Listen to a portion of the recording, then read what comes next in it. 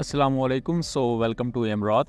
दोस्तों, बात आज हम करने जा रहे हैं पाकिस्तान और इंडिया के दरमियान होने वाले रिसेंट स्टैंड ऑफ को लेकर, जिसमें पाकिस्तान ये क्लेम करता है कि पाकिस्तान एयरफोर्स के फाइटर एयरक्राफ्ट ने इंडियन एयरफोर्स के प्रीमियम राफेल एयरक्राफ्ट को ना सिर्फ अपने मिसाइल्स पर लॉक किया, बल्कि उसके साथ साथ जो 4 राफेल एयरक्राफ्ट की फॉर्मेशन थी उसे पाकिस्तान के इलेक्ट्रॉनिक वॉरफेयर सिस्टम्स ने जैम भी कर दिया। इस पूरी प्रोपोजिशन में कितनी सच्चाई है और इसके बारे में पाकिस्तानी साइड पर भी कुछ कन्फ्यूजन है कि राफेल एयरक्राफ्ट को डेटर किसने किया, J-10C ने या GF-17 ब्लॉक 3 ने, और क्या जो GF-17 ब्लॉक 3 जैसा लाइट कॉम्बैट एयरक्राफ्ट है वो इतना पावरफुल है भी कि राफेल जैसे ट्विन इंजन एयरक्राफ्ट को जैम कर सके, या GF-17 के पास कोई इलेक्ट्रॉनिक वॉरफेयर पोर्ट्स हैं भी या नहीं, क्योंकि इसको लेकर पाकिस्तानी साइड पर कन्फ्यूजन पाई जा रही है। तो इन तमाम क्वेश्चंस का जवाब देने की कोशिश करेंगे और इसको लेकर जो इंडियन साइड पर एक गलत नैरेटिव भी है उसको भी मैं आपको समझाने की कोशिश करूंगा। दोस्तों, पाकिस्तान और इंडिया के दरमियान ये जो एयरफोर्स बेस्ड स्टैंड ऑफ था ये 29 से 30 अप्रैल की रात के दरमियान पेश आया, जब पाकिस्तान के ऑफिशियल सोर्सेज के मुताबिक इंडिया के 4 राफेल एयरक्राफ्ट पाकिस्तानी सरहद के बहुत ज़्यादा करीब फ्लाई करते हैं और इनकी फ़्लाइट शुरू होती है अम्बाला एयरफोर्स स्टेशन से, जहाँ से ये पाकिस्तानी बॉर्डर्स के करीब आते हैं और पाकिस्तानी पंजाब के एरिया से लेकर ऊपर कश्मीर तक ये पेट्रोलिंग करते हैं। पाकिस्तान के जब LOC के एरिया के नज़दीक किए जाते हैं तो ये पाकिस्तानी बॉर्डर के बहुत ज़्यादा करीब पहुंचते हैं, जो कि पाकिस्तान मिलिट्री के एसेट्स को भी ट्रिगर करती है ये चीज़। और ये वही वक्त था जब पाकिस्तान एयरफोर्स भी ललकारे मोमिन नाम से एक्सरसाइजेस कंडक्ट कर रही थी। उस वक्त पाकिस्तान एयरफोर्स के फाइटर एयरक्राफ्ट आगे बढ़ते हैं और 2 साइड से इन राफेल एयरक्राफ्ट को डेटर किया जाता है। पाकिस्तान के साउदर्न साइड से GF-17 थंडर्स इन राफेल एयरक्राफ्ट की तरफ जाते हैं, जबकि नॉर्दर्न साइड पर उड़ते हुए F-16 और कुछ सोर्सेज के मुताबिक F-16 और GF-17 की एक mix formation in Rafale aircraft की तरफ जाती है।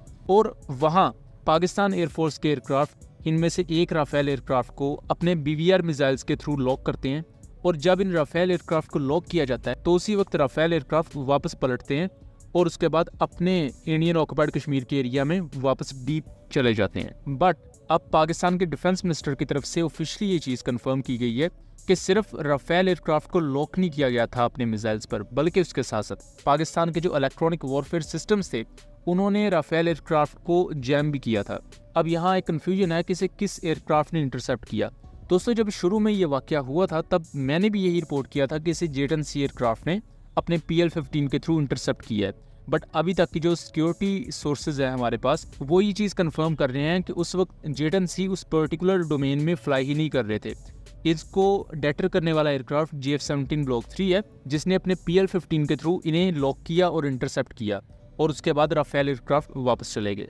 और जब PL-15 की पिक्चर्स भी पाकिस्तान एयरफोर्स ने रिलीज़ की तब भी हमने आपको यही बताया था कि PL-15 बड़े लंबे अरसे से इन पर इंटीग्रेटेड है। ये जो इंडिया का नैरेटिव है कि इन्हें अब जाके कहीं इंटीग्रेट किया गया है, ऐसा कुछ भी नहीं है। बस पाकिस्तान एयरफोर्स ने उस वक्त पिक्चर्स नहीं दिखाई थी, इस वजह से वो सारी कन्फ्यूजन थी। लेकिन यहाँ एक नैरेटिव जो बिल्कुल गलत है कि पाकिस्तान एयरफोर्स के GF-17 ने इलेक्ट्रॉनिक वॉरफेयर अटैक कंडक्ट किया राफेल एयरक्राफ्ट पर, वो बिल्कुल गलत है। जो इलेक्ट्रॉनिक वॉरफेयर की डोमेन में इन्हें जैम किया गया है वो पाकिस्तान आर्मी के ग्राउंड बेस्ड CHL-9 सीरीज के इलेक्ट्रॉनिक वॉरफेयर जैमर्स का काम था, और ये CHL-9 जैमर्स आई बिलीव 2023 या 24 में पाकिस्तान आर्मी ने प्रोक्योर किए हैं। और ये इलेक्ट्रॉनिक वॉरफेयर सिस्टम के बारे में कंफर्म है कि इन्हें पाकिस्तान ने रिसेंटली LOC पर बड़ी भारी तादाद में डिप्लॉय किया हुआ है। और सिर्फ ये स्टैंड ऑफ जैमर्स नहीं, बल्कि इसके साथ साथ जो पाकिस्तान की गिड्स ने और नेस्कॉम वगैरह ने अपने जैमर्स बनाए हैं उन्हें भी इन एरियाज में डिप्लॉय किया गया है। CHL-9 को आप एक पाकिस्तान का टॉप नॉच जैमर कह सकते हैं। ये स्टैंड ऑफ जैमर 150 से भी ज़्यादा और कुछ सोर्सेज के मुताबिक 200 से 300 किलोमीटर तक किसी भी दुश्मन के एसेट को जैम करने की सलाहियत रखता है।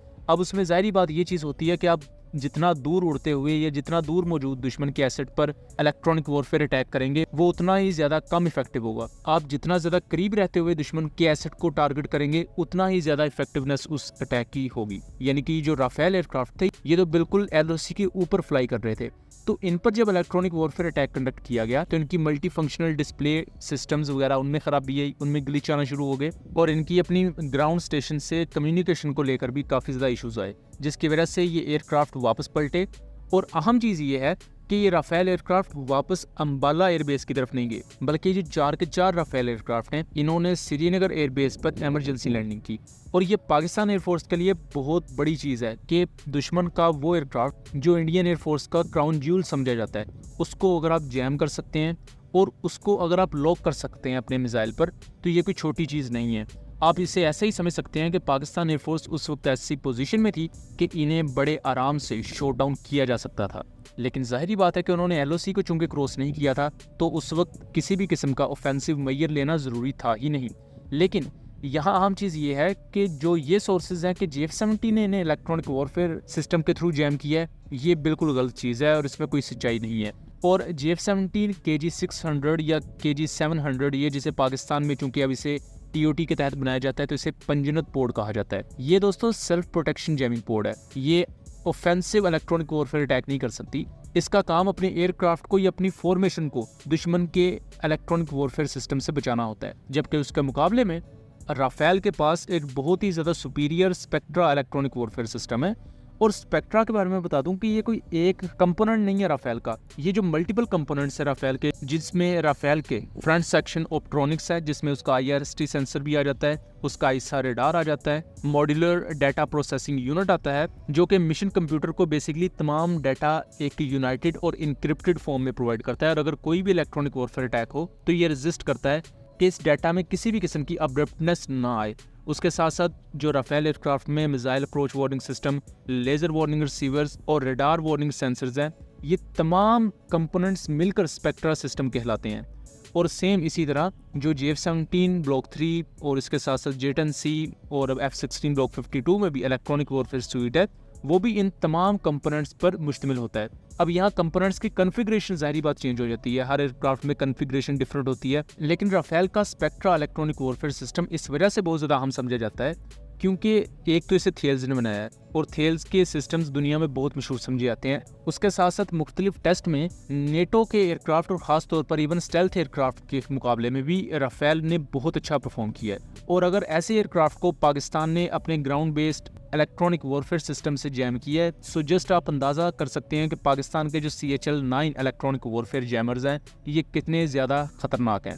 और यहाँ JF-17 ब्लॉक 3 भी एक सरप्राइज़ की तरह इंडिया के सामने आया क्योंकि इंडिया J-10C के लिए तैयारी कर रहा था, लेकिन out of syllabus JF-17 block 3 आ गया। और JF-17 की कैपेबिलिटी इस तरह इन्हेंस हुई खास तौर पर PL-15 को ऑपरेशनलाइज करने के बाद, क्योंकि बेशक आपके पास active electronically scanned air radar है, लेकिन अगर आपके पास मॉडर्न इक्विपमेंट और मॉडर्न मिसाइल्स नहीं है तो आपकी इंटरनल एवियोनिक्स अपग्रेड होने का कोई खास शायद फ़ायदा ना हो। तो इसी वजह से जो active electronically scanned air radar है वो जब मिलता है PL-15 के साथ तो उसका कम्बिनेशन बहुत ज़्यादा डेडली होता है।